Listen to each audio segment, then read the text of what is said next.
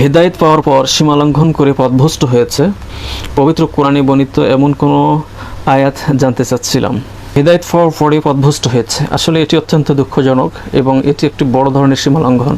দাল্লাযীনা কাফারু বা'দা ঈমানিহিম সুম্মা ইজদাদু কুফরা, অর্থাৎ ঈমান আনার পরে যারা কুফরি করেছে এবং তাদের এই কুফরিটা আরও দিনকে দিন বৃদ্ধি পেয়েছে, লাম তুকবালা তাওবাতাহুম, আর এদের জন্য কোনো তওবা কবুল করা হবে না। তারাই হচ্ছে পথভ্রষ্ট সীমালঙ্ঘনকারী, আল্লাহর পথ থেকে তারা বিচ্যুত। যে ওই আয়াতটা তখন নাজিল হয়েছে যখন কিছু সংখ্যক লোক ইসলাম গ্রহণ করেছে এবং ইসলাম থেকে আবার কিছুকাল সময় পরে ইসলাম থেকে আবার বের হয়ে গিয়েছে। তো ইসলাম থেকে যখন বের হয়ে গিয়েছে, দ্বিতীয়বারের মতো আবার সে ইসলাম গ্রহণ করেছে, আবার ইসলাম থেকে বের হয়ে গিয়েছে। এরপরে কাউমের মধ্যে গিয়ে, এলাকাতে গিয়ে বলছে যে মুহাম্মদ সাল্লাল্লাহু আলাইহি সাল্লামকে বলো যে আমাদের কি কোনো রাস্তা খোলা আছে ইসলামে প্রবেশ করার, চতুর্থবারের মতো। তো তখন এই আয়াতটি নাজিল হয় যে নিশ্চয়ই যারা কুফরি করেছে ঈমান আনার পরে এবং এই কুফরের উপরে যারা অটল থেকেছে তাদের তওবা কবুল করা হবে না, কিন্তু যদি তওবা করে তাহলে তওবা কবুল করা হবে ইনশাআল্লাহ। গ্রামের পুকুরগুলোতে টয়লেটের মলমূত্র, গোসলখানার পানি, এই জাতীয় অনেক ময়লা আবর্জনা ফেলা হয়। সেই পানিতে দেখা যায় অনেকে গোসল করে, কাপড় খাচ্ছে। এতে কি করে গোসল বা কাপড় খাচ্ছে নাপাকি হচ্ছে নাকি আরও লেগে যাচ্ছে? এই পানি কি পাক? ইন্নাল মাআ তুহুরুন, এখানে পানি হচ্ছে মূলত পানি হচ্ছে পাক, কিন্তু এই পানিতে বিভিন্ন ধরনের আবর্জনা, ময়লা পড়ে, নাজাসাত পড়ে, সেখানে পানিটা নাজাসা হয়ে যায়। এখানে বিষয়টা মনে রাখতে হবে যে পানির তিনটা প্রকার রয়েছে, একটি হচ্ছে রং, আরেকটি হচ্ছে স্বাদ, আরেকটি গন্ধ। যদি এই পানিতে কোনো নাজাসাত পতিত হয়ে এই পানির রংটা যদি ডিসকালার হয়ে যায়, এরপরে স্বাদটা যদি নষ্ট হয়ে যায়, মানে অন্য আরেকটা স্বাদ যদি এখানে আসা, এবং পানির রংটা যদি ডিসকালার, এটা তো হয়ে গেল পানির রং ডিসকালার, এবং স্বাদ এবং গন্ধ, তার সুঘ্রাণটা যদি চেঞ্জ হয়ে যায়, তাহলে সেই পানিটা যদিও বদ্ধ পানি হোক অথবা পানিটা প্রবাহমান পানি হোক, উভয় ক্ষেত্রে এই পানিটা নাপাক হয়ে যাবে। পুকুরে বজ্র ফেলা হচ্ছে নিয়ম মাফিকভাবে। তো আসলে কি পানি নাপাক হয়ে যাচ্ছে? বিষয়টা ওলামায়ে কিরাম ব্যাখ্যা করেছেন এইভাবে, বিশেষ করে হানাফি মাযহাবে যে মতটা দিয়েছেন তা হচ্ছে পুকুরটা যদি এত বড় হয় যে পুকুরের এক প্রান্ত থেকে আর যদি পানিটা নাড়া দেওয়া হয়, অপর প্রান্তে ওই ঢেউটা যদি পৌঁছে, তাহলে মনে করতে হবে যে এই পানিতে যদি কোনো ময়লা আবর্জনা পড়ে তাহলে নাপাকি হয়ে যাবে। কিন্তু নাপাকির পরিমাণটা কি পরিমাণ হতে হবে? এই যে বললামই যে যদি নাপাকিটা ওই পানিতে পড়ার পরে পানির রং, স্বাদ, গন্ধ এটা যদি কোনো চেঞ্জ আসে তাহলে সেই পানি ব্যবহার করা জায়েজ হবে না। আর যদি রং, স্বাদ, গন্ধ এর কোনো ডিসকালার না হয় তাহলে স্বাভাবিকভাবে এই পানিটা ব্যবহার করা যাবে ইনশাআল্লাহ। তবে এখানে সতর্ক থাকতে হবে, যে পানিটা ব্যবহার করা হয়, মানুষ গোসল করে, এমন পানিতে এই ধরনের বজ্রগুলো ফেলা উচিত নয়। এটা চিকিৎসা বিজ্ঞানীদের মত যদি আমরা দেখি তাহলে সেখান থেকে কিন্তু বিভিন্ন ধরনের ভাইরাস সেখান থেকে ছড়ায়, সেখানে উৎপাদন হয়। এই জন্য এই ধরনের পানিতে, যে পানিটা মানুষ ব্যবহার করে এমন পানিতে এই ধরনের বজ্রগুলো ফেলা উচিত নয়। বড় আজকে ম্যারাডোনা মারা যাওয়ার অনেক মুসলিম ভাই তার জন্য দোয়া করেছেন। এখানে দেখতে হবে এই ম্যারাডোনা, এই ব্যক্তিটি কি মুসলিম না অমুসলিম। যদি তিনি মুসলিম হয়ে থাকেন, ইসলাম যদি গ্রহণ করে থাকেন, তাহলে মুসলিমের জন্য দোয়া করা জায়েজ, এতে কোনো নিষেধ নেই। সে মুসলিমটি বেনামাজি হোক বা ইসলামী শরীয়ত থেকে যদি বের হয়ে না যায়, ইসলামী শরীয়তের বিধিবিধান যদিও পালন করেনি, দেখা যায় যে অনেকে আত্মহত্যা করে মারা যায় বা বিভিন্ন ধরনের পাপ কাজ করে মারা যায়, কিন্তু ইসলামের মধ্যে যদি থাকে, যাররা পরিমাণ যদি ইমানও তার মধ্যে যদি থেকে থাকে, তাহলে তার জন্য দোয়া করা জায়েজ আছে। অনেকে দেখা যায় যে আত্মহত্যা করে যারা মৃত্যুবরণ করে তাদেরকে মাটি পর্যন্ত দেওয়া হয় না, তাদেরকে ওই অবস্থায় কবর তো দেওয়া হয় না, সেখানে গর্ত করে তার মধ্যে ফেলে দেওয়া হয়। এটা অনুচিত, এটা কখনো সমনীয় নয়। কারণ সে দোয়া মুখাপেক্ষী, তার হয়তো ইমান ছিল, সে ভালো মানুষ ছিল, সে নামাজ কালাম পড়তো, ইবাদত বন্দেগী করতো, কিন্তু রাগের মাথায় অথবা একটা সীমালঙ্ঘন সে করেছে, কবিরা গুনাহ করেছে, এই জন্য সে দোয়ার বেশি মুখাপেক্ষী, তার জন্য দোয়া করতে হবে। এখন যদি সে মুসলিম হয়, বলছিলাম যে যদিও বেনামাজি হয়, যদিও তাকওয়া না হয়, তারপরে তার জন্য দোয়া করা জায়েজ, দোয়া করতে হবে। কিন্তু যদি অমুসলিম হয় তাহলে সেই ক্ষেত্রে কোনো অমুসলিমদের জন্য ইসলাম দোয়া করার জন্য অনুমতি দেয়নি। ইন্না লিল্লাহি ওয়া ইন্না ইলাইহি রাজিউন, এটা পড়া যেতে পারে, এটা আমি আল্লাহর জন্য আর আমাদের সবাইকে আল্লাহর কাছে ফিরে যেতে হবে, এটা আমরা পড়তে পারি, এতে কোনো সমস্যা নেই। কিন্তু তার জন্য মাফের জন্য, ক্ষমার জন্য দোয়া, এই দোয়া করা যাবে না। কিন্তু দুনিয়াতে জীবিত থাকা অবস্থায় তার জন্য হেদায়েতের জন্য দোয়া করা ইসলাম জায়েজ করে দিয়েছে। কাফের জাতিগোষ্ঠীর জন্য হেদায়েতের জন্য দোয়া করা ইসলাম বৈধ করেছে, কিন্তু যখনই সে মৃত্যুবরণ করবে তখন তার জন্য মাগফিরাতের জন্য দোয়া করা ইসলাম সাপোর্ট করে নাই। ফজরের নামাজের পরে ঘুমিয়ে সকালে উঠে খেয়াল করলেন তার কাপড়ে শুকনো বীর্য লেগে আছে। একজন ফজরের নামাজের পরে ঘুমে, আচ্ছা, তারপর কখন স্বপ্নদোষ হয়েছে, ফজরের আগে নাকি পরে তা মোটেই মনে পড়ছে না, এখন কি ফজরের নামাজ আবার পড়তে হবে?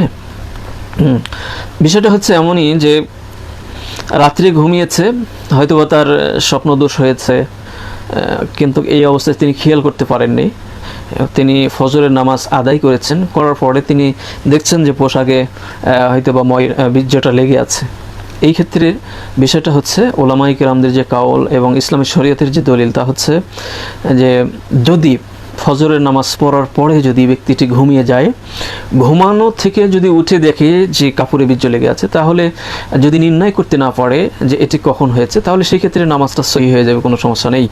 আর যদি নামাজ আদায় করার পরে না ঘুমায় এবং দেখে যে বীর্য লেগে আছে, তাহলে সেই ক্ষেত্রে তাকে অবশ্যই নামাজের কাজ আদায় করতে হবে, কারণ তার নামাজটা ফাসিদ হয়ে যাবে, বাতিল হয়ে যাবে, কারণ সে তার স্বপ্নদোষ হয়েছে। আর এই স্বপ্নদোষ সে ঘুমন্ত অবস্থায় সে বুঝতে পারুক আর নাই পারুক, স্বপ্নদোষ হলেই তার জন্য গোসল ও ওয়াজিব, তখন গোসল করতে হবে, কারণ সে এখানে নাজাসাত, কারণ পবিত্রতা ছাড়া তো নামাজ হবে না। তার মানে স্বপ্নদোষ হয়েছে, সে অপবিত্র হয়ে গেছে, তাকে অবশ্যই গোসল করে নিতে হবে। এখন সে বুঝতে পারে নাই, ঘুমিয়েছিল, সে বুঝতে পারে নাই, তো এই অবস্থায় বিষয়টা হুকুমটা কি? এই অবস্থায় হুকুম হচ্ছে যদি ধরুন জাগ্রত অবস্থায় বীর্যটা যদি বের হয় সেটা উত্তেজনার সাথে, তাহলে সেই ক্ষেত্রে গোসল ওয়াজিব। আর যদি উত্তেজনা ছাড়া এমনিতেই অনেক সময় পানি আসে হালকা, যেটাকে আপনার মাজি বলা হয় থাকে, এবং আরেকটা ওয়াদি বলা হয় থাকে। ওয়াদিটা হচ্ছে মাজির চাইতে একটু গাঢ় এটি, আরেকটি হচ্ছে বীর্য, যেটাকে মানি বলা হয় ইসলামের দৃষ্টিকোণ থেকে এবং হাদিসের ভাষায় মানি বলা হয়। এই মানিটা যদি উত্তেজনার সাথে বের হয় তাহলে সেক্ষেত্রে গোসল ওয়াজিব। আর ঘুমন্ত অবস্থায় যদি উত্তেজনা হোক না হোক, বুঝতে পারুক আর নাই পারুক, সর্ব অবস্থায় যদি পানিটা বের হয়ে যায় তাহলে সেক্ষেত্রে তার উপরে গোসল ওয়াজিব। এই জন্য যেহেতু সে এখানে অপবিত্র হয়েছে, সেই জন্য তার নামাজটা আদা করতে হবে, অর্থাৎ পুনরায় আবার তাকে আদায় করে নিতে হবে। মসজিদে অসুস্থতার জন্য চেয়ার ব্যবহার করা কি জায়েজ নাকি বিদআত? দয়া করে জানাবেন, জাযাকাল্লাহু খায়র। মসজিদে অসুস্থতার জন্য চেয়ার ব্যবহার করে এটাতে বিদআতের প্রশ্ন আসে না, এটি জায়েজ। তবে দেখা যায় যে আমাদের সমাজে এমন কিছু ব্যক্তিরা চেয়ার ব্যবহার করেন যারা হেঁটে ফিলে চড়ছেন, বাজারে যাচ্ছেন, গাড়ি চালাচ্ছেন, সব কিছু করছেন, মসজিদে গিয়ে চেয়ারের উপরে বসে যান। এটা ঠিক নয়। ইমরান বিন হুসাইন রাদিয়াল্লাহু আনহু নামক একজন সাহাবী রাসূল সাল্লাল্লাহু আলাইহি সাল্লামের কাছে আসলেন, আর তিনি অসুস্থ ছিলেন, বাওয়াসির রোগে আক্রান্ত ছিলেন, অর্থাৎ অন্ডকোষ ফুলে যাওয়া রোগ। তো তিনি অসুস্থ ছিলেন। তো রাসূল সাল্লাল্লাহু আলাইহি সাল্লামকে অসুস্থ ব্যক্তির নামাজ সম্পর্কে প্রশ্ন করলেন। রাসূল সাল্লাল্লাহু আলাইহি সাল্লাম বললেন, সল্লি কাইমান, তুমি দাঁড়িয়ে নামাজ আদায় করো। ফাইন লাম তাস্তাতি, যদি তুমি অক্ষম হও, ফাকাইদান, তাহলে তুমি বসে নামাজ আদায় করো। তো বসার দুটি ধরন হতে পারে, একটি হচ্ছে মাটিতে বসা আর একটি চেয়ারে বসা। তো সেই ক্ষেত্রে যদি একজন ব্যক্তি অক্ষম হয় মাটিতে বসতে, তাহলে সে চেয়ারে বসবে। আর মসজিদে নামাজ পড়তে গিয়ে মাটিতে যদি অর্থাৎ ফ্লোরে যদি বসতে না পারে, তাহলে সেই ক্ষেত্রে অবশ্যই সে চেয়ার ব্যবহার করবে, এই চেয়ার নিয়ে সে নামাজ আদায় করবে। তবে চেয়ারে বসে নামাজ আদায় করার ক্ষেত্রে কিছু বিষয় মনে রাখতে হবে, আর তা হচ্ছে যে যতটুকু দাঁড়াতে সক্ষম সে ততটুকু দাঁড়াবে। অর্থাৎ একজন ব্যক্তি চেয়ার পর্যন্ত আসতে পারে, তাহলে সে চেয়ারে বসবে, এবং সে যদি দাঁড়াতে সক্ষম হয় তাহলে সে প্রথমে দাঁড়িয়ে নামাজটা শুরু করবে, এরপরে চেয়ার পর্যন্ত আসলে চেয়ারে বসবে। আর যদি নিচেও যেতে পারে তাহলে সে নিচেও যাবে। এটি হলো ইসলামী শরীয়তের বিধান। মনে রাখতে হবে যে যার যতটুকু সক্ষম আর যার যেখানে সমস্যা সেখানে সে সুবিধা গ্রহণ করবে, কারণ আল্লাহ তাআলা বান্দার উপরে সাধ্যের অতিরিক্ত কোনো কিছু চাপিয়ে দেন না। লা ইউকাল্লিফুল্লাহু নাফসান ইল্লা উসআহা, সাধ্যের অতিরিক্ত আল্লাহ তাআলা কোনো কিছুই বান্দার উপরে চাপিয়ে দেন না। সেই দৃষ্টিকোণ থেকে সে চেয়ারে বসে নামাজ আদায় করবে। আল্লাহ তাআলা অন্যত্র বলেছেন, ফাত্তাকুল্লাহা মাসতাতা'তুম, তাতে সাধ্য মতো তোমার আল্লাহ তাআলাকে ভয় করে চলো। তো সেই ক্ষেত্রে চেয়ারে সে অবশ্যই বসতে পারবে ইনশাআল্লাহ। আমি শুনেছি যে নবীজি সাল্লাল্লাহু আলাইহি সাল্লাম তার থেকে বেশি ইবাদত বন্দেগী করতে নাকি নিষেধ করেছেন, যেমন প্রতিদিন রোজা, সারা রাত জেগে সালাত ইত্যাদি। কিন্তু আমরা তো নবীজি সাল্লাল্লাহু আলাইহি সাল্লাম থেকে বেশি গুনাহগার। এখন নবীজি দৈনিক 100 বার তওবা করেছেন, তো আমরা কি তার থেকে বেশি করলে ভুল হবে? দয়া করে জানাবেন, জাযাকাল্লাহু খায়র। নবী সাল্লাল্লাহু আলাইহি সাল্লাম থেকে বেশি ইবাদত বন্দেগী করতে রাসূল সাল্লাল্লাহু আলাইহি সাল্লাম নিষেধ করেছেন না, এমন ধরনের কোনো দলিল ইসলামী শরীয়তে নেই যে কোনো ব্যক্তি ইবাদত বন্দেগী করবে রাসূল সাল্লাল্লাহু আলাইহি সাল্লাম তাকে বাধা দিয়েছেন। বিষয়টি এমনটি নয়। বিষয়টি হচ্ছে এরকম, একটি হাদিসের মধ্যে এসেছে, বুখারীর হাদিস, লং একটি হাদিস, বড় একটা হাদিসের মধ্যে এসেছে, 3 জন যুবক রাসূল সাল্লাল্লাহু আলাইহি সাল্লামের বাসায় আসলেন। রাসূল সাল্লাল্লাহু আলাইহি সাল্লামের স্ত্রীদেরকে পর্দার আড়াল থেকে জিজ্ঞেস করলেন রাসূল সাল্লাল্লাহু আলাইহি সাল্লামের ইবাদতটা কেমন ছিল। তো স্ত্রীরা জবাব দিলেন, এই জবাবটা শুনে তারা হতভম্ব হয়ে গেলেন যে রাসূল সাল্লাল্লাহু আলাইহি সাল্লাম কোথায় আর আমরা কোথায়। তার মানে রাসূল সাল্লাল্লাহু আলাইহি সাল্লাম যে ইবাদত বন্দেগী করেন তার সাথে যদি আমরা আমাদের ইবাদতটাকে তুলনা করি, তাহলে আমাদের ইবাদতের কোনো পাত্তাই থাকবে না আর কি। তো তখন তারা সেখানেই প্রতিজ্ঞা করলেন, একজনে বললেন যে আমি কোনোদিন রোজা ছাড়ব না, সারা জীবনের জন্য আমি নিজের উপর অবশ্য করে নিলাম, আমি রোজা আদায় করব। আরেকজন বললেন যে আমি সারা রাত জেগে নামাজ আদায় করব, কোনোদিন নামাজ আমি ছাড়ব না। তৃতীয় আরেকজনে বললেন যে আমি কোনোদিন বিবাহ শাদী করব না, অর্থাৎ ইবাদত বন্দেগী করব, বিবাহ করব না। তো রাসূল সাল্লাল্লাহু আলাইহি সাল্লামের স্ত্রীরা রাসূল সাল্লাল্লাহু আলাইহি সাল্লামকে এই সংবাদটি জানালেন। যখন রাসূল সাল্লাল্লাহু আলাইহি সাল্লাম শুনলেন যে এই ঘটনাগুলো অমুক অমুক ব্যক্তিরা এসে করে গিয়েছে, তো রাসূল সাল্লাল্লাহু আলাইহি সাল্লাম তাদের সাথে দেখা করলেন এবং বললেন যে তোমরা নাকি এই ধরনের কথা বলেছো, প্রতিজ্ঞা করেছো। আর তারা বলছেন, হ্যাঁ আল্লাহ রসুল, আমরা এই ধরনের কথা বলেছি। তখন রাসূল সাল্লাল্লাহু আলাইহি সাল্লাম বললেন যে না, আমি কিন্তু ইবাদত করি, অর্থাৎ আমি রোজা রাখি আবার রোজা ছাড়ি। তার মানে মাঝে মধ্যে রোজা রাখি, মাঝে মধ্যে রোজা ছাড়ি। মনে রাখতে হবে সুপ্রিয় দর্শক, এই বিধানটা কিন্তু আপনার ফরজ ছাড়া অন্যান্য সুন্নাত নফলের ক্ষেত্রে। তো রাসূল সাল্লাল্লাহু আলাইহি ওয়াসাল্লাম বললেন যে আমি মাঝে মধ্যে রোজা রাখি আবার ছাড়ি। এরপরে আরেকজন ব্যক্তির যে প্রশ্নটা ছিল তা হচ্ছে সারা রাত জেগে ইবাদত বন্দেগী। রাসূল সাল্লাল্লাহু আলাইহি ওয়াসাল্লাম বলছেন আমি রাত জাগি আবার ঘুমাই। এরপরে তৃতীয় ব্যক্তি জবাবে বললেন যে আমিও কিন্তু বিবাহ শাদী করি, সুতরাং যে ব্যক্তি আমার সুন্নাত থেকে মুখ ফিরিয়ে নেবে সে আমার দলভুক্ত নয়। এই হাদিস দ্বারা এটা প্রতীয়মান হয় না যে রাসূল সাল্লাল্লাহু আলাইহি ওয়াসাল্লাম ইবাদত বন্দেগী করাকে নিষেধ করেছেন। মূলত এখানে নিষেধ নয়, রাসূল সাল্লাল্লাহু আলাইহি ওয়াসাল্লাম এই 3 ব্যক্তির নিজের উপরে যে আবশ্যক করে নেওয়া, এটাকে রাসূল সাল্লাল্লাহু আলাইহি ওয়াসাল্লাম বোঝাতে তাদেরকে চেয়েছেন। আর মনে রাখতে হবে, যেমন ধরুন কোনো ব্যক্তি যদি সারা রাত জেগে ইবাদত বন্দেগী করে, সারাদিন যদি ঘুমায় আর দিনের নামাজগুলো পড়লো না, ফরজ তরক করে সে সুন্নাতগুলো কী করলো, সারা রাত ইবাদত বন্দেগী করলো, তাহলে এই ইবাদতটা তো আল্লাহ তাআলার দরবারে গ্রহণযোগ্য হবে না। অর্থাৎ ওয়াদউ শাই ফি মাকানিহি, প্রত্যেক জিনিস তার স্বস্থানে রাখতে হবে। অর্থাৎ আল্লাহ তাআলার হুকুম আহকামের পালন করার ক্ষেত্রে যে যে বিধিবিধান রয়েছে সেই বিধিবিধানে অ্যাপ্রোপ্রিয়েট টাইম মেনটেন করে সেটি আদায় করতে হবে। অর্থাৎ একটি নিয়ে পড়ে থাকলে হবে না। তো রাসূল সাল্লাল্লাহু আলাইহি ওয়াসাল্লাম এটাই তাদেরকে বুঝিয়ে চেয়েছেন। তার মানে এই নয় যে রাসূল সাল্লাল্লাহু আলাইহি ওয়াসাল্লাম তাদেরকে নিষেধ করেছেন। যেমন ধরুন স্ত্রীদের সাথে মেলামেশা করা, এটিও ইবাদত। আপনি সংসার পরিচালনা করবেন, আয় ইনকাম করবেন, পরিশ্রম করবেন, এটিও কিন্তু ইবাদত। ইবাদতগুলো ঠিক রাখতে হবে। তাছাড়া আপনি সারা রাত ধরে প্রত্যেক দিন সারা রাত ইবাদত বন্দেগী করলেন, সারাদিন ঘুমাইলেন, আপনি ইনকাম সোর্স আপনার কীভাবে আপনি ইনকাম করবেন, আপনার ছেলেমেয়েরা কীভাবে মানুষ হবে ইত্যাদি ইত্যাদি। অর্থাৎ প্রত্যেকটা জিনিসের জায়গা যেখানে স্থান সেখানে সেটা রাখতে হবে। সব কিছু ঠিক রেখেই আল্লাহ তাআলার ইবাদত বন্দেগী করতে হবে, এটি রাসূল সাল্লাল্লাহু আলাইহি ওয়াসাল্লাম তাদেরকে বুঝিয়েছেন। আর এখানে যে 100 বার রাসূল সাল্লাল্লাহু আলাইহি ওয়াসাল্লাম তওবা করেছেন, একটি হাদিসের মধ্যে 70 বার, আর একটি হাদিসের মধ্যে এসেছে 100 বার রাসূল সাল্লাল্লাহু আলাইহি ওয়াসাল্লাম তওবা করেছিলেন। তার মানে এখানে সংখ্যাটা নির্দিষ্ট করেছেন রাসূল সাল্লাল্লাহু আলাইহি ওয়াসাল্লাম এই জন্য যে এখানে তাকিদান এবং সওয়াবের আধিক্যতা বোঝানোর জন্য রাসূল সাল্লাল্লাহু আলাইহি ওয়াসাল্লাম এখানে সংখ্যাটা উল্লেখ করেছেন। তার মানে এই নয় যে সে কম করতে পারবে না এবং বেশিও করতে পারবে না। কোনো ব্যক্তি যদি কম তওবা করে এবং কোনো ব্যক্তি যদি আরও বেশি তওবা করে, সেই তওবা করাতে নিষেধ করা হয় নাই। এবং সাহাবায়ে কেরামদের আমল থেকে আমরা দেখতে পাই যে আবু হুরায়রা রাদিয়াল্লাহু তাআলা আনহু তিনি দিনে 1000 বার আস্তাগফিরুল্লাহ পড়তেন। সাহাবায়ে কেরামদের আমল থেকে এটা সাব্যস্ত হয়েছে। সুতরাং আপনি বেশি করতে পারবেন, কমও করতে পারবেন, আপনার শক্তি সামর্থ্য অনুসারে আপনি আল্লাহ তাআলার ইবাদত বন্দেগী করবেন। সাহাবায়ে কেরামদের দৃষ্টান্ত রয়েছে, রাসূল সাল্লাল্লাহু আলাইহি ওয়াসাল্লামের ইবাদতের দৃষ্টান্ত রয়েছে। রাসূল সাল্লাল্লাহু আলাইহি ওয়াসাল্লাম দিনের সব কাজগুলো ঠিক রেখে রাতের বেলা দাঁড়িয়ে যেতেন, নামাজ এত দীর্ঘায়িত করতেন যে তার পা পর্যন্ত ফুলে যেত। তার পাটা রাসূল সাল্লামের পা ফুলে যেত। এইভাবে রাসূল সাল্লাম ইবাদত বন্দেগী করতেন ইনশাআল্লাহ। আশা করি বিষয়টা ভাই বুঝতে পেরেছেন। ইয়ামিন হোসেন ভাই প্রশ্ন পাঠিয়েছেন, ইহুদি খ্রিস্টানদের জবাইকৃত পশুর গোশত খাওয়া যাবে কি?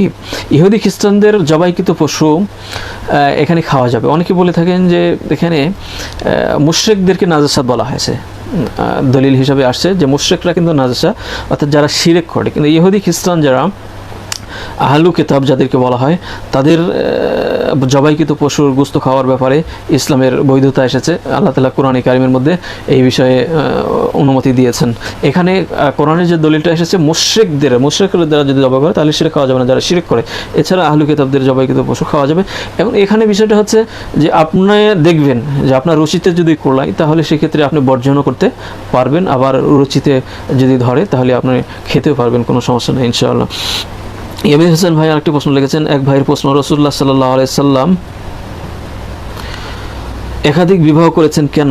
আয়েশা রাদিয়াল্লাহু তাআলা আনহাকে অল্প বয়সে বিবাহ করেছেন কেন? রাসূল সাল্লাল্লাহু আলাইহি সাল্লাম একাধিক বিবাহ করেছেন। এখানে এই ধরনের প্রশ্নগুলো বিশেষ করে দেখা যায় নাস্তিক ভাইদের কাছে থেকে এই প্রশ্নগুলো আসে, যারা ইসলামের বিরুদ্ধে খোঁটা দিয়ে যারা কথা বলে, ইসলামের বিরুদ্ধে যারা দোষারোপ করে, তাদের পক্ষ থেকে এই ধরনের প্রশ্নগুলো বেশি লক্ষ্য করা যায়। তো রাসূল সাল্লাল্লাহু আলাইহি সাল্লাম একাধিক বিবাহ করেছিলেন, তার মানে রাসূল সাল্লাল্লাহু আলাইহি সাল্লামের জন্য আল্লাহ তাআলা বৈধ করে দিয়েছেন। বৈধ যে কোনো জিনিস গ্রহণ করতে তো কোনো ত্রুটি নাই, দোষ নাই, অপরাধ নয়। একদিকে এটি রাসূল সাল্লাল্লাহু আলাইহি সাল্লামের জন্য কি ছিল? বৈধ ছিল। আরেকটি হচ্ছে যে সামাজিকভাবে এই বিষয়টাকে হেয় প্রতিপন্ন করা হতো না, সেই যুগের কালচারই এরকম ছিল একাধিক বিবাহ করা। সেই দৃষ্টিকোণ থেকে রাসূল সাল্লাল্লাহু আলাইহি সাল্লাম একাধিক বিবাহ করেছেন, আল্লাহ তাআলা তার জন্য জায়েজ করে দিয়েছেন। আর সামাজিকভাবে এর বিরুদ্ধে কোনো অবস্থান গ্রহণ ছিল না। রাসূল সাল্লাল্লাহু আলাইহি সাল্লাম বিবাহ করেছেন, একাধিক বিবাহ করেছেন। আল্লাহ তাআলা কোরআন কারীমের মধ্যে সূরা আহজাব সম্ভবত 50 নম্বর আয়াতের মধ্যে এই বিষয়টা নিয়ে কথা বলেছেন যে অন্যান্য মুসলিমদের জন্য 4টি বিবাহ করা আল্লাহ তাআলা জায়েজ করে দিয়েছেন। ফানকিহু মা তাবা লাকুম মিনান নিসাই মাসনা ওয়া সুলাসা ওয়া রুবা। এখানে একজন পুরুষ 4টি পর্যন্ত বিবাহ করার অনুমতি দিয়েছে, যে তোমাদের পছন্দ মতো 2, 3, 4 বিবাহ করো। আর যদি তাদের মধ্যে ইনসাফ প্রতিষ্ঠা করতে না পারো তাহলে একজনেই তোমরা সন্তুষ্ট থাকো। সূরা আহজাবের সূরার মধ্যে সম্ভবত এই বিষয়টা এসেছে। তো আমভাবে সমস্ত মুসলিমদের জন্য 4টি পর্যন্ত বিবাহ করা ইসলাম জায়েজ করে দিয়েছে। আর রাসূল সাল্লাল্লাহু আলাইহি সাল্লামের জন্য আলাদাভাবে আল্লাহ তাআলা তাকে বিধান দিয়েছেন। সূরা আহজাবের 50 নম্বর আয়াতের মধ্যে বলেছেন যে এই হুকুমটা মানে রাসূল সাল্লাল্লাহু আলাইহি সাল্লামের জন্য খাস। রাসূল সাল্লাল্লাহু আলাইহি সাল্লামের যাদের স্ত্রীরা একাধিক স্ত্রী রয়েছে তাদেরকে বলবৎ রাখবে, এবং যারা রাসূল সাল্লাল্লাহু আলাইহি সাল্লামকে বিবাহ করতে চায় রাসূল সাল্লাল্লাহু আলাইহি সাল্লামকে অনুমতি দেওয়া হয়েছে, রাসূল সাল্লাল্লাহু আলাইহি সাল্লাম আরও বিবাহ করতে পারবেন। সেই যুগে রাসূল সাল্লাল্লাহু আলাইহি সাল্লাম একাধিক বিবাহ করেছেন। বিবাহটা ছিল সামাজিক ঐক্যের মাধ্যম। যখন ইসলামী রাষ্ট্র প্রতিষ্ঠা হয়েছে এরপরে কিন্তু রাসূল সাল্লাল্লাহু আলাইহি সাল্লাম আর বিবাহ করে নাই। তো অনেক সময় দেখা যায় নাস্তিকরা প্রশ্ন করে যে একাধিক স্ত্রী কেন? আর আয়েশা সিদ্দিকা রাদিয়াল্লাহু তাআলা আনহাকে তিনি বিবাহ করেছেন, তিনি ছোট ছিলেন কেন? ছোট মেয়েকে কেন বিবাহ করলেন? তো এই প্রশ্ন জবাবটা হচ্ছে এরকম যে দেখেন রাসূল সাল্লাল্লাহু আলাইহি সাল্লাম যদি কাম প্রবৃদ্ধির জন্য যদি এই বিবাহ শাদীগুলো করতেন তাহলে খাদিজা রাদিয়াল্লাহু তাআলা আনহাকে তিনি বিবাহ করেছেন। খাদিজা যতদিন জীবিত ছিলেন ততদিন পর্যন্ত রাসূল সাল্লাল্লাহু আলাইহি সাল্লাম কিন্তু কাউকে বিবাহ করেন নাই। সে রাসূল সাল্লাল্লাহু আলাইহি সাল্লামের চেয়ে বয়সে বড় ছিল, তো তিনি ছিলেন আর কি। এরপরে পর্যায়ক্রমে আল্লাহ তাআলার নির্দেশে রাসূল সাল্লাল্লাহু আলাইহি সাল্লাম বিভিন্ন বিবাহ শাদীগুলো করেছেন। তো মূলত এখানে সামাজিক ঐক্য প্রতিষ্ঠা করার জন্য আল্লাহ তাআলার পক্ষ থেকে রাসূল সাল্লাল্লাহু আলাইহি সাল্লামকে ইশারা করেছেন, রাসূল সাল্লাল্লাহু আলাইহি সাল্লাম এই বিবাহ শাদীগুলো করেছেন। তো আয়েশা সিদ্দিকা রাদিয়াল্লাহু তাআলা আনহাকে অল্প বয়সে বিবাহ করেছেন এই জন্য যে যদি আয়েশা সিদ্দিকা রাদিয়াল্লাহু তাআলা আনহাকে অল্প বয়সে বিবাহ না করতেন তাহলে মানুষ কিন্তু জানতেই পারতো না যে বিবাহের সর্বনিম্ন বয়স কত। সর্বনিম্ন বয়সটা নির্ধারণ করে দেওয়ার জন্যই আল্লাহ তাআলার পক্ষ থেকে আয়েশা সিদ্দিকা রাদিয়াল্লাহু তাআলা আনহাকে বিবাহ করেছেন। শুধু এটি কারণ নয়, অসংখ্য কারণ রয়েছে আয়েশা সিদ্দিকা রাদিয়াল্লাহু তাআলা আনহাকে বিবাহ শাদী করা। আর আয়েশা সিদ্দিকা রাদিয়াল্লাহু তাআলা রাসূল সাল্লাল্লাহু আলাইহি ওয়াসাল্লামের সাথে ঘর সংসার করেছেন, কোনো অভিযোগ তার ছিল না, তার পিতামাতার পক্ষ থেকে কোনো ধরনের অভিযোগ ছিল না।